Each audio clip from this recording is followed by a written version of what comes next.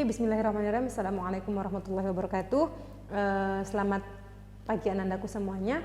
Hari ini Bu Erni mau menyampaikan materi yang kemarin kita bahas tapi banyak kendalanya karena mungkin mati listrik dan server down dan lain sebagainya. Di sini Bu Erni akan langsung mereview aja satu bab. Jadi yang nanti yang di akhir akan Bu Erni fokuskan di contoh soal, tapi yang di awal-awal hanya review rumus saja, begitu ya. Di materi ini itu bisa kalian juga review cocokkan, maksudnya saya cocokkan dengan PPT yang sudah saya berikan. Jadi dinamika rotasi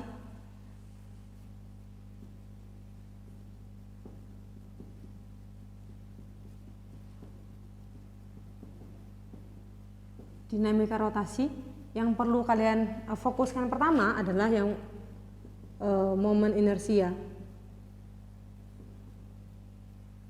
Momen inersia berarti dia berlaku I sama dengan mr kuadrat.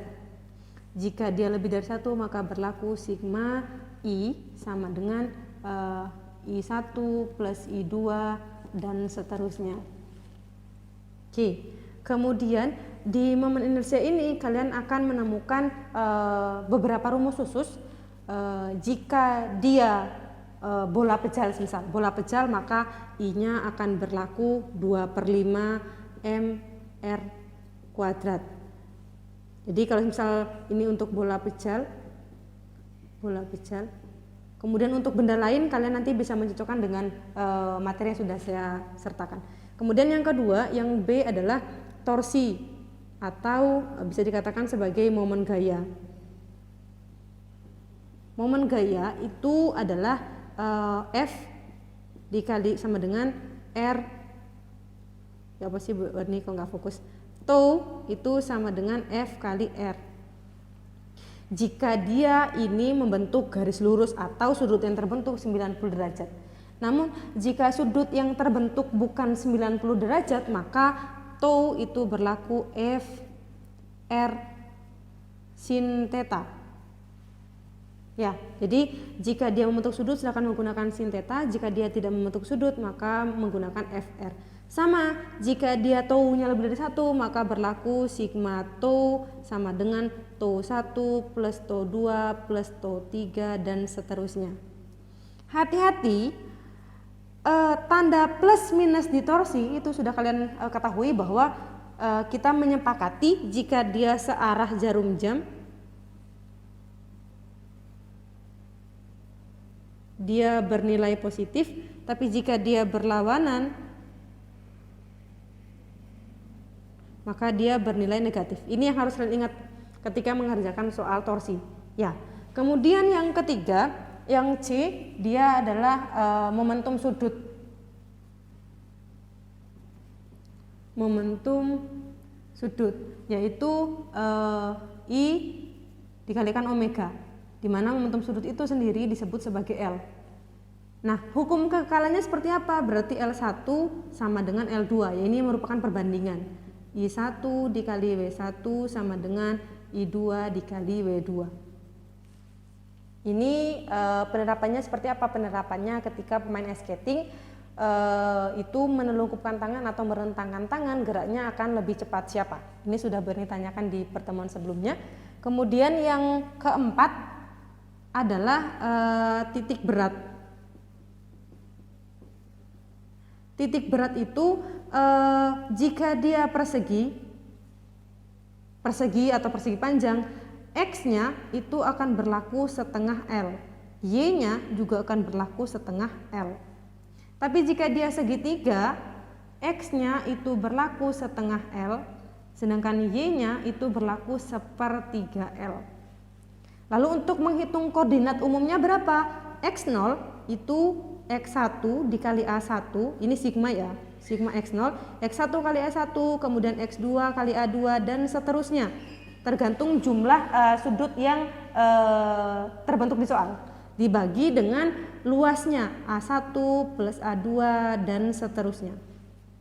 Kemudian untuk koordinat Y itu sama, berarti dia sigma Y0 sama dengan Y1 kali A1 plus Y2 kali A2 plus seterusnya. Kemudian dibagi dengan A1, ini sudah mulai miring, plus A2 dan seterusnya. Ini yang sudah Bu Erni bahas pada pertemuan sebelumnya.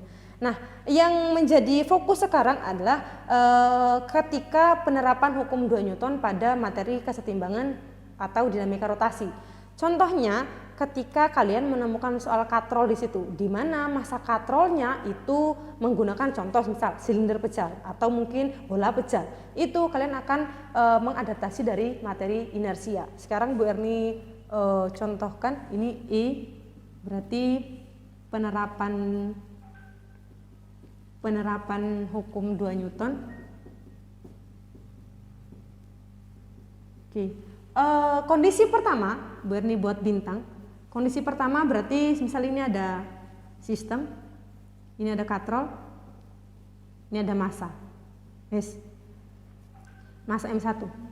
Biasanya di soal karena dia tergantung seperti ini, maka dia akan memiliki namanya tegangan tali. Tapi kalian perlu mengingat kembali waktu kelas 10 tegangan tali itu mengarah ke mana? Dia selalu mengarah ke katrol, berarti dia ke atas. T. Nah, asumsikan bahwa katrol ini adalah silinder pecal dan dia punya massa. Jika dulu waktu kelas 10 ketika ada soal katrol dan massa katrol diabaikan, di kelas 11 massa katrol kita pertimbangkan. Di mana di sini ada M besar. Dan dia tipenya adalah silinder pecal. Inersia silinder pecal berapa? Setengah mr kuadrat. Ketika ada sistem seperti ini, ketika dia punya massa, maka dia pasti bergerak. Kalau dia bergerak, maka pasti berlaku hukum 2. Kalau misal dia berlaku hukum 2, maka yang kita tekankan adalah besarnya percepatan sistem itu berapa. Berarti kita menggunakan rumus A, itu kita asumsikan dia geraknya ke bawah. A berarti M, berarti ini M plus setengah M dikalikan dengan gravitasi. M kecil, M ini adalah massa benda. Ini juga benda. Tapi ini adalah katrol. Oke, kemudian untuk tegangan talinya seperti apa, Bu? Tegangan talinya kita kembali ke konsep yang paling dasar bahwa kita harus menggambarkan diagram gayanya seperti apa. Ketika ada seperti ini, kita asumsikan dia bergerak ke bawah, maka dia percepatannya akan mengarah ke sini. A, karena dia geraknya ke bawah. Kemudian selalu harus kalian ingat bahwa semua benda itu pasti mendapatkan gaya berat ke bawah. Berarti di sini dia punya yang namanya W. Nah, kalau untuk menentukan percepatan seperti apa? Berarti kita adaptasi dari hukum 2 Newton, yaitu sigma F sama dengan M kali A. Sigma itu apa sih? Total, resultan, jumlah, gaya. Yang termasuk gaya di sistem ini apa? Ya jelas T dan W. Jika kita asumsikan bahwa geraknya ke bawah, maka W-nya kan ke bawah, A-nya juga ke bawah. Maka W bernilai positif karena dia searah dengan percepatan gravitasi. Semua benda di bumi itu mendapat gravitasi ke bawah dan W itu juga geraknya ke bawah. Maka W itu bernilai positif. Bisa Bu Erni tuliskan di sini W. Kemudian T kan juga gaya tegangan tali satuannya Newton, berarti dia termasuk gaya. T geraknya ke atas, sedangkan gravitasi bumi ke bawah, berarti dia berlawanan arah. Kalau dia berlawanan arah, berarti dia bernilai minus. W min T sama dengan M kali A. Sudah, A-nya diperoleh dari mana? Substitusi ke sini, berarti W min T, berarti M dikali M plus setengah dikali gravitasi.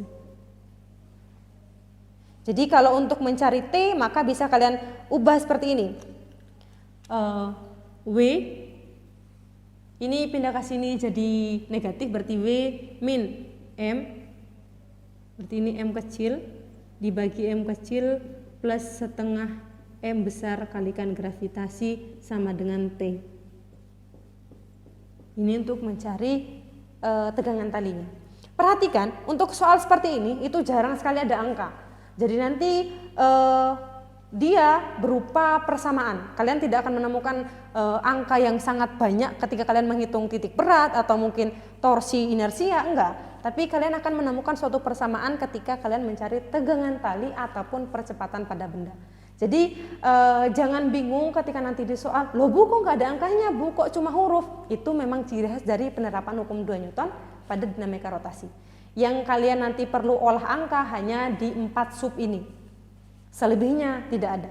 Dan yang ini hati-hati, kalian salah angka, salah luas, maka semuanya salah. Karena berawal dari luas. Luasnya salah, maka ke bawahnya juga salah. Ya. Dan yang paling penting di torsi ini adalah arah. Hati-hati jika arahnya salah, itu nilainya akan salah semua. Sudah, itu aja dari Bu Erni. Ini hanya tambahan yang kemarin untuk arahnya. Untuk gerak mengelinding rotasi translasi itu tidak Bu Erni bahas karena memang tidak Bu Erni sertakan di UH. Jadi Bu Erni milih komponen terpenting dari satu bab ini. Untuk rumusnya pun di gerak mengelinding rotasi kemudian translasi itu bisa kita adaptasi dari energi mekanik ketika kalian belajar waktu di SMP. Sudah, sekian dari saya. Kita ketemu minggu depan. Semoga ini bermanfaat. Jika memang tidak paham, monggo silahkan ditanyakan ke Bu Erni. Sekian dari saya. Wassalamualaikum warahmatullahi wabarakatuh.